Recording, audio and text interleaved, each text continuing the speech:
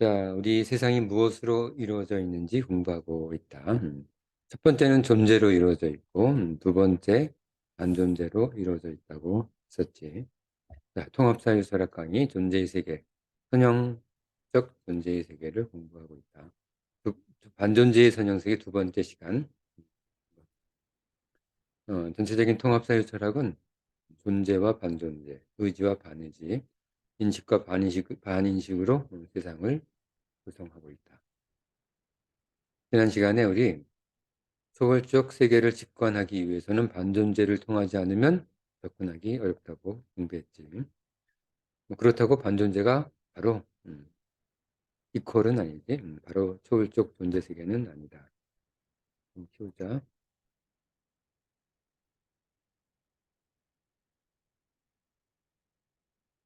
자, 그러면 이와 같은 반존재는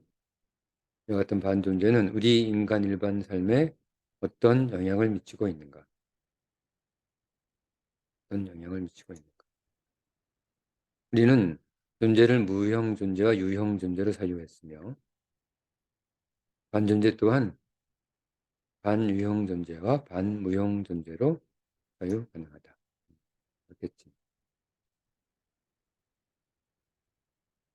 인간 일반은 전 인류 역사를 통해 자유를 찾아 투쟁해왔다. 우리 인간의 역사는 자유 투쟁의 역사라고 해도 그게 틀리지 않다. 자유는 가능이다. 자유는 가능이다. 반존재랑 비슷하지. 반존재는 잠재 가능성의 무제한적 세계이다. 이런 시간에 우리 공부했던 거지. 잠재 가능성의 무제한적 세계. 반존재는 인간은 반존재로부터 자신의 삶의 근원을 찾는다. 반존재로부터 그 잠재 가능성에 기인한 편안함을 느끼고 반존재로부터 그 잠재 가능성에 기인한 불안을 감지하기도 한다. 우리는 편안함을 느끼기도 하고 반존재를 통해서 오히려 불안을 느끼기도 한다.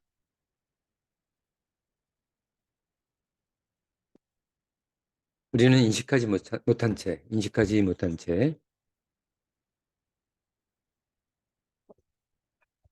반유형 존재를 통해 우리 삶을 구성하는 반유형 존재를 통해 예술과 문화를 발전시켰으며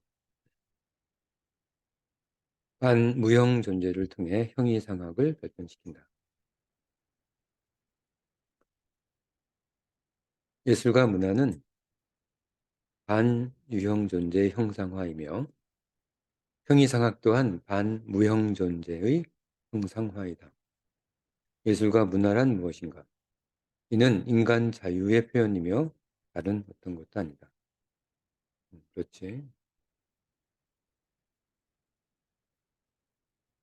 이 전제가 무너지면 그 예술과 문화는 악취가 날 것이다. 인간 자유의 표현이 예술과 문화란 그 전제가 무너지면 이건 예술이 더 이상 예술이 아니지. 형이상학 그리고 철학은 무엇인가? 인간의 자유를 증진시키기 위한 학문이 아닌가?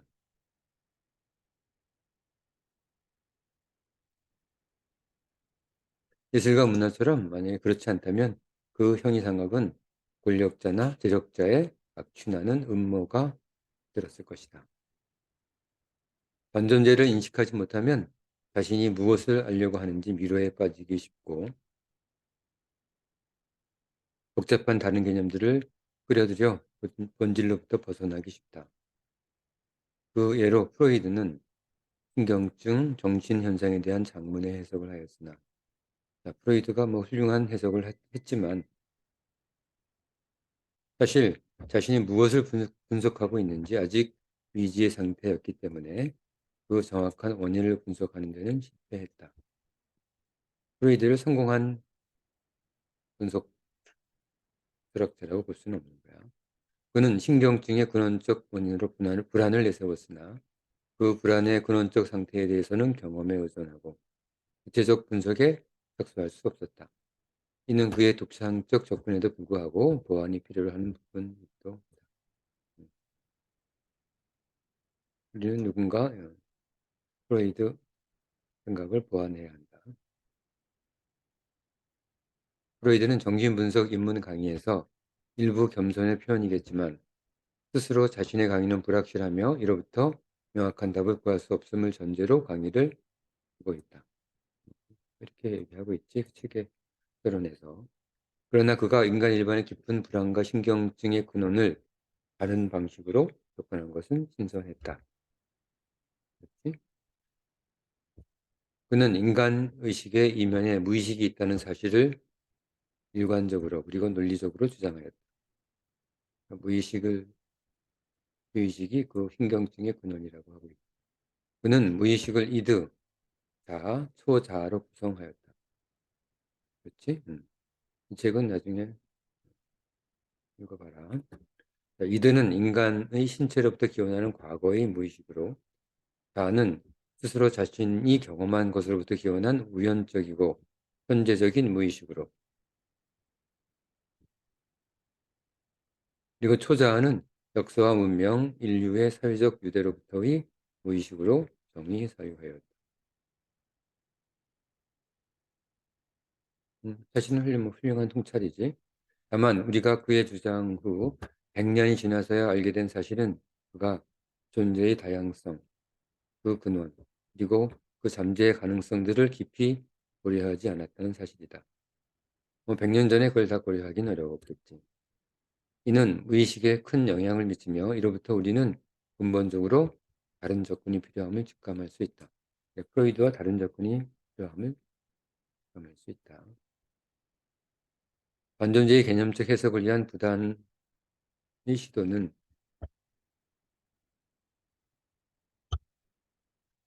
아래와 같은 경험을 상기시킨다.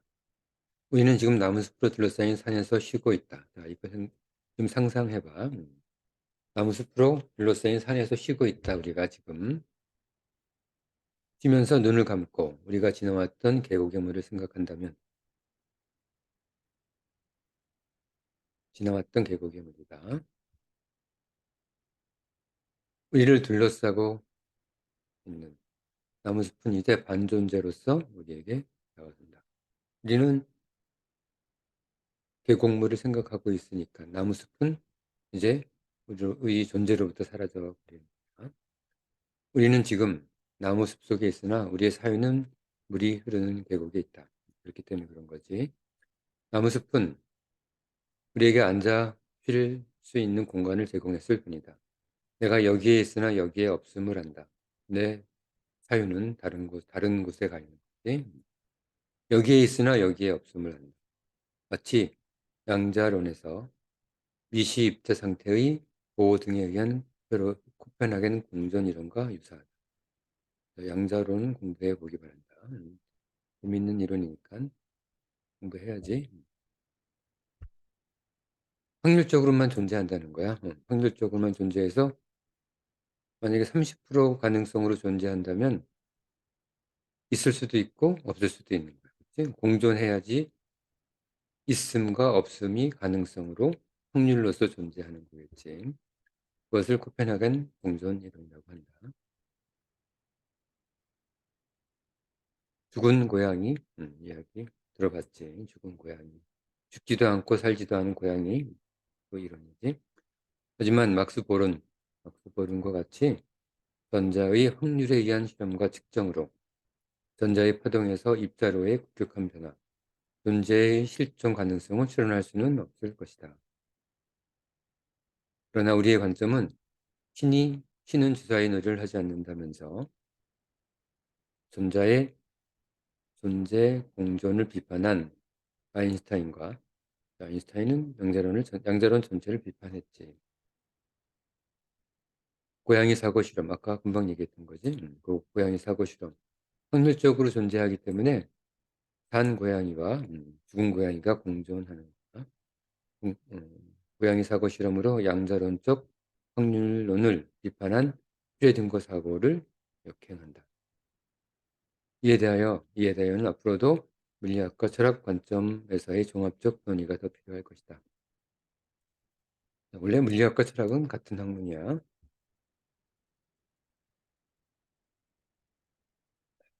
그 근원을 생각하고 그 근원을 생각하는 게 철학이고 그 근원을 증명하는 게 이야기겠지. 이와 같이 실제 존재하지만 현시되지만 나타나지만 존재의 실체와 의미를 상실한 채 우리의 의식 속에서 탄생하는 존재가 바로 반존재이다. 자, 다시 한번 읽어볼게. 이와 같이 실제 존재하지만 나타나지만 현시하지만 존재의 실체와 의미를 상실한 채 우리의 의식 속에서 탄생하는 존재가 바로 반존재이다. 죽은 고양이처럼 딱 살아있는 고양이가 나타날 때 죽은 고양이는 반존재로서 존재한다는 거야. 자, 우리 주위 분명한 존재, 실체를 모두 반존재화하는 것은 물론 아니다. 분명한 존재는 반존재를 사유하게 하는 것이고 반존재로의 길을 인도하는 것이지 존재가 바로 반존재화되는 것은 아니야. 존재는 반존재를 사유하게 할 뿐인 거다. 사유하게 하는 것. 반존재의 중요성은 우리에게 아무것도 아닌 상태, 무의 상태의 접근을 가능하게 해준다는 점이다. 반존재가 무로의 접근을 좀 쉽게 해준다. 존재가 있으면 존재에 의해 잠재 가능적 반존재가 나타난다. 그렇지? 계속 우리가 공부하고 있는 내용이다. 잠재 가능적 반존재. 존재가 있으면 잠재 가능적 반존재가 나타난다. 여기 선생님이 여기 있으면 선생님이 무언가 하는 선생님, 하품하는 선생님, 뭔가 재채기하는 선생님이 잠재 가능성으로 존재한다는 거야. 무는 존재도 반존재도 아닌 모든 것에 없습니다. 그렇지? 뭐 철학적 사고를 떠나서도 형식적으로 무는 존재도 반존재도 아닌 것이지. 무는 존재의 선형적 세계에 있는 것은 분명하다. 하지만 무가 존재도 반존재도 아닌 건 확실하지만 또 존재의 선형 세계에 있는 것은 또 분명한 거야. 뭐 이거를 부정할 수는 없다. 존재를 알지 못하는데 어떻게 무를 알 수 있는가? 존재가 잠재적 반존재로 세계로 양분돼요. 존재가 잠재적 가능적 반존재 세계로 양분돼요. 분리 사유되면 아무것도 없음, 무는 사유될 수 없다. 존재와 반존재로 딱 구분되어 있으면 무는 없는 거야. 그러므로 우리는 적어도 무는 존재와 반존재 사이에 있는 것으로 사유되고 또 규정한다. 자, 무는 분명히 존재와 반존재의 사이에 있는 것. 자, 반존재의 개념이 없다면 우리는 무를 알 수 없는데 반존재의 개념이 도입됨으로써 무가 정의될 수 있다. 무는 존재와 반존재 사이에서 존재하는 것. 이 접근은 존재와 반존재의 선형적 세계 부분에서 조금 더 구체적으로 이야기될 것이다. 뒤에 다시 얘기가 될 거야. 앞에서도 언급되었듯이 반존재는 존재로부터 탄생되는 공의 상태. 우리에게 존재 초월의 시각을 부여한다. 존재 초월 자체는 아니지만 존재 초월에 대한 시각은 부여하는 거야. 관점을 부여하는 거지. 여기서 공은 중관철학에서 주장하는 공, 불생불멸, 부정불감, 불구부정 이런 같은 포괄적 개념은 아니다. 종교적 개념은 아니야. 비어있다는 의미다. 단지 현재의 존재가 매우 많은 잠재 가능적 존재로부터 현시되는 매우 작은 실체임을 공의 개념을 도입해 설명하고 있을 뿐이다. 우리는 엄청난 가능적 존재 중에 하나가 현시되어서 존재로서 실체화된다는 거야. 그 이외의 것은 매우 많은 잠재 가능 존재가 있다는 거지. 그게 바로 공의 포괄적 개념은 아니지만 공의 개념을 빌려서 설명하고 있다. 초월자의 시각은 모든 철학자의 허영이다. 모든 것을 막 초월해서 뭔가 대단한 것을 발견하려고 하는 것은 철학자들의 허영이다. 하지만 이 허영마저 없다면 많은 철학자들은 자신을 무차별적으로 공격하는 사람들의 공격으로부터 자신을 방어하기 어려울 것이다. 이 초월자, 철학자들의 도피처. 음, 다음으로 넘어가자. 초월자는 존재로부터 자유로운 자를 말하며, 초월자는 잘 기억해. 존재로부터 자유로운 자. 초월자는 존재로부터 자유로운 자. 여기 선생님이 있으면 이 존재하지 않아도 존재하는 어떤 것. 꼭 여기 선생님이 여기서 강의하는 이 존재가 있어야지만 존재하는 것이 아니라 이 존재가 없어도 존재하는 존재. 그게 초월자를 말하는 거야. 존재로부터 자유로움을 획득하기 위해서는 존재의 이중성에 대한 완전한 이해를 존재로 한다. 존재의 이중성은 반존재를 말합니다. 존재의 세계에서 언급되었듯이 존재가 이중성을 갖는 것은 존재 자체가 반존재를 가지고 있기 때문이죠. 이해하고 넘어가야 된다. 이것으로 존재는 불변이면서도 항변인 특성을 현재의 존재는 항변이지 지금 실체는 하지만 존재 가능성 측면으로서 보면 토탈 전체 통합적 존재는 불변인 좀 어렵다. 그치? 이제 존재의 세계를 반존재의 세계를 포함하는 선형 세계까지 포함하는 총합으로서 정의해보자.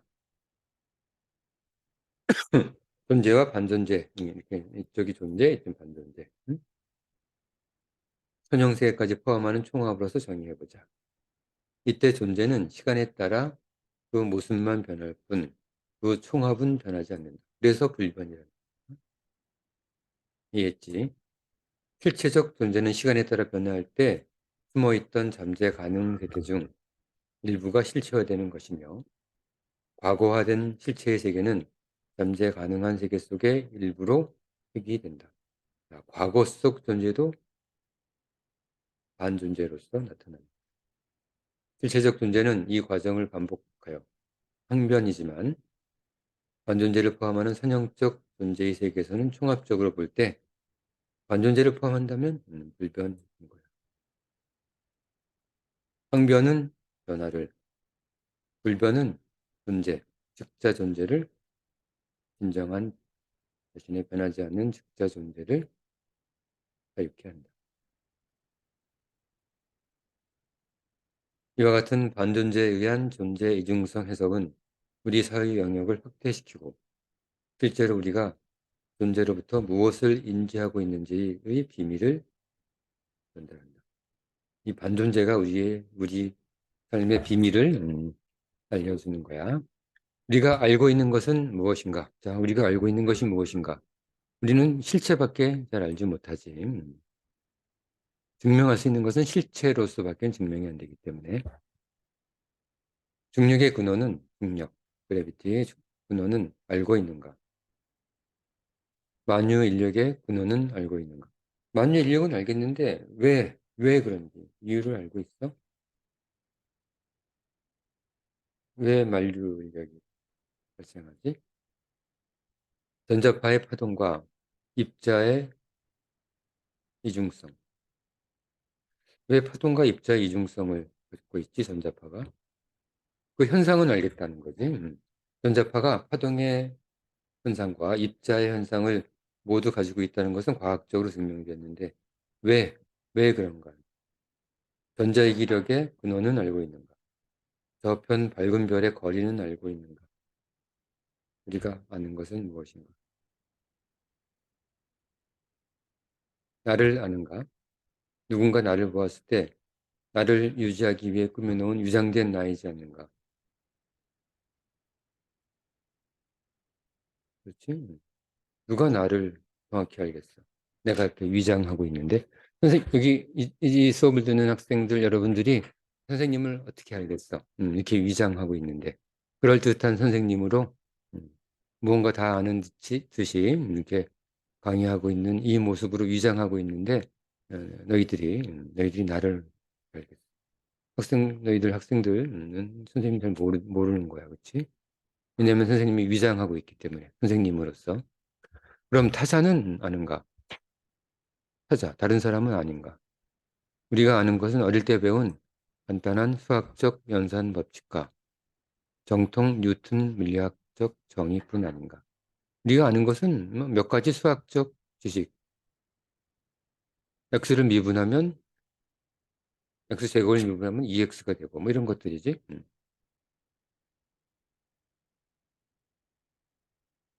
x를 적분하면 2분의 1 x제곱이 되는 거. 그런 어떤 기초적인 수학적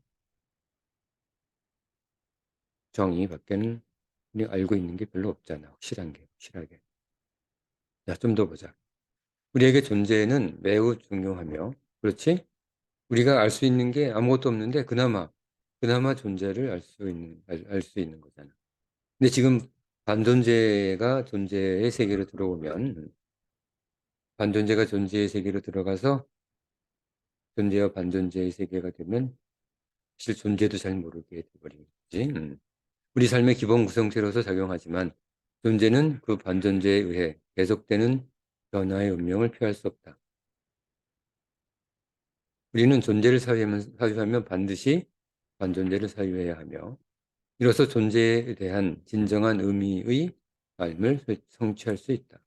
우리는 반존재까지 알아야지만 존재를 알 수 있는 거야. 북한산을 기술할 때 사진으로 그리고 주소와 위치를 알고 있다고 북한산을 안다고 할 수는 없다. 그렇지? 사진 몇 장, 주소 안다고 북한산을 안다고 하는 것은 리서건입니다. 북한산을 기술하기 위해서는 봄, 여름, 가을, 겨울에 따른 그 모습들과 부속 나무들의 변화, 그 작은 개울들의 계절에 따른 변화, 아침 풀잎에 맺힌 이슬들, 비 오는 때에 새로 생긴 물길, 이 모든 것을 알아야 한다. 불가능하지. 그러므로 단지 이 무한한 변화의 모습을 그저 조금씩 알아가는 것이 인간의 몫일 뿐이다. 존재를 완전히 알려고 하는 허영심을 놓는 일이 진정한 삶을 위한 시작이다.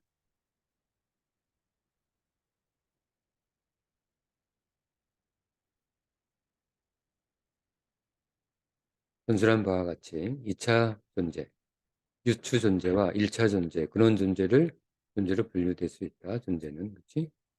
2차 존재는 그 원인이 인간에게 인식될 수 있는 존재이고, 1차 존재는 그 원인이 인간에게 인식될 수 없는 존재이다. 앞에 존재의 세계 참고해. 이제 반존재를 통해서 1차 존재는 그 실체적 원인이 사유 가능해졌다. 1차 존재. 아까 금방 그 원인이 인식될 수 없는 존재였지. 근데 그 원인이 바로 반존재에 의해서 음, 시도할 수 있게 되어버린 거야. 이때 순환의 개념이 연계된다. 즉 존재는 그 원인으로서 반존재를 가지며 반존재는 그 원인으로서 존재를 가진다. 자, 순환의 개념이다. 드디어 근원 존재, 1차 존재에 대한 그 근원에 대한 접근이 가능하게 된 거야. 존재의 실체 원인을 반존재라 함은 반존재의 잠재 가능성에 기인한다. 존재 가능성은 무한하기 때문에 가능한 거야. 무한한 존재의 잠재 가능의 세계를 기원으로 존재의 실체를 소유한다. 이는 보어의 양자론에 근사하다. 자, 보어의 양자론 공부 보자. 잠재 가능. 잠재 가능. 보어의 존재론. 자, 원인이라 함은 결과와 연관성을 기초로 한다. 조금만 얘기하면 조어의 양자론이니까 통계적으로, 확률적으로 존재를 보는 시각이지. 원인이라 함은 결과와 연관성을 기초로 한다. 원인은 결과와 연결되어 있지. 결과 없는 원인이라는 것은 없는 거다. 반존재는 어디서 기원하는가? 절대적, 절대자의 시각이 아닌 인간 일반, 보통 사람들의 시각에서만 보기로 하자. 우리가 보는 존재의 실체가 없다면 반존재도 사유되지 않는다.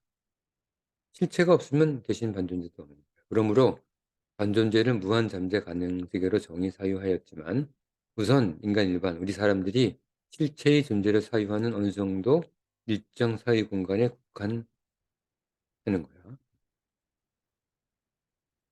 다시 한번 읽어볼게. 그러므로 반존재를 무한 잠재 가능 세계로 정의 사유하였지만 우선은 우리들이 실체 존재를 사유하는 어느 일정 공간, 사유 공간에 국한해 보는 거야. 여기 선생님이 있을 때 반존재를 너무 무한하게 하지 말고 무한하게 상상의 세계의 모든 가능성, 잠재의 가능성을 보지 말고 선생님이 할 수 있는 어느 정도의 범위로 국한해 보자는 거야. 작은 나무를 보고 그 속의 모든 우주의 잠재 가능성을 유추할 수도 있다. 반존재를 보고, 반존재를 보고. 그러나 본 농구에서 반존재는 작은 나무로부터 연상되는 사이 공간만을 사유 순환의 조건으로 한다.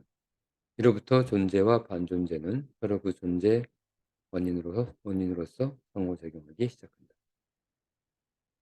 그러나 반존재의 개념 도입으로 새롭게 사유되는 반존재와 존재의 동시 원인, 즉 존재 일반, 반존재와 존재를 모두 통합하는 존재 일반의 원인은 무엇인가 하는 다시 고려해야 된다.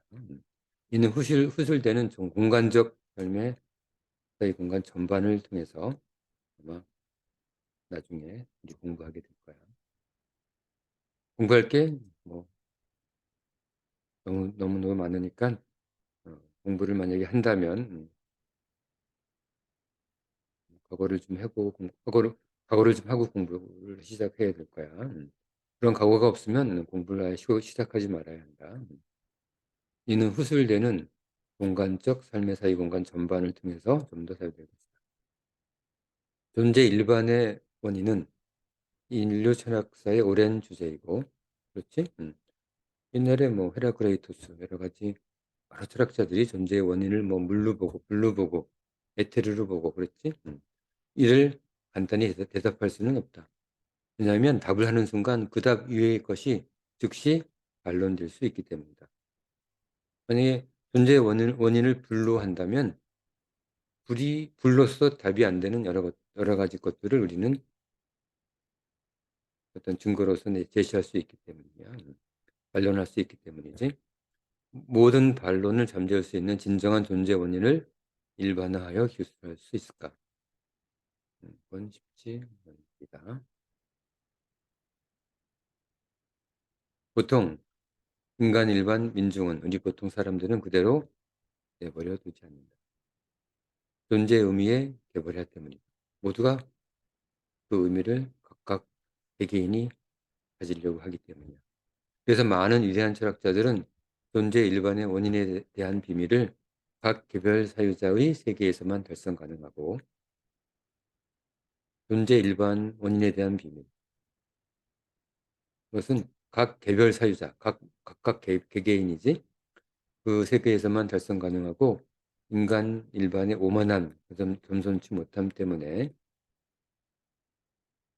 우리는 가르칠 수가 없어 다른 사람한테 타자에게 가르칠 수도 가르쳐서도 안 되는 것을 전혀 선생님도 지금 이 수업을 하는 것은 인간 일반의 원리를 수업하는 것이 아니라 그 인간 일반 원리를 볼 수 있는 관점을 수업하고 있습니다. 일반 원리를 주장할 수 있는 것은 각 개인만 할 수 있다는 거야. 우리는 삶을 구성하고 있는 존재의 세계와 그 분류 그리고 우리가 당혹해 했던 존재에 대한 아무것도 없음을 사유하게 하는 반존재의 개념과 그 상태를 생각하였다. 우리 반존재에 대해서 생각해 봤지. 이는 삶의 재구성, 사유 통합을 통한 첫 부분이다. 우리 통합사회 철학의 첫 부분이다. 존재와 반존재가. 앞으로 기술되는 여러 정의들을 기억해 두어야 사회 통합을 위한 내용에 대하여 쉽게 생각을 전개할 수 있다. 반론이 있거나 사유 전개에 어려움이 있는 부분에 대해서는 시간을 가지고 깊이 사유해 보기를 권한다.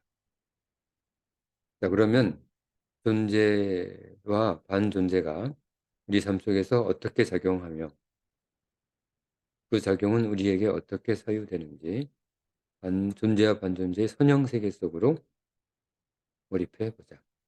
지금은 존재의 세계, 반존재의 세계를 각각 따로따로 생각을 했었는데 존재와 반존재의 선형세계, 종합적인 선형세계 속으로 우리 한번 들어가 보자.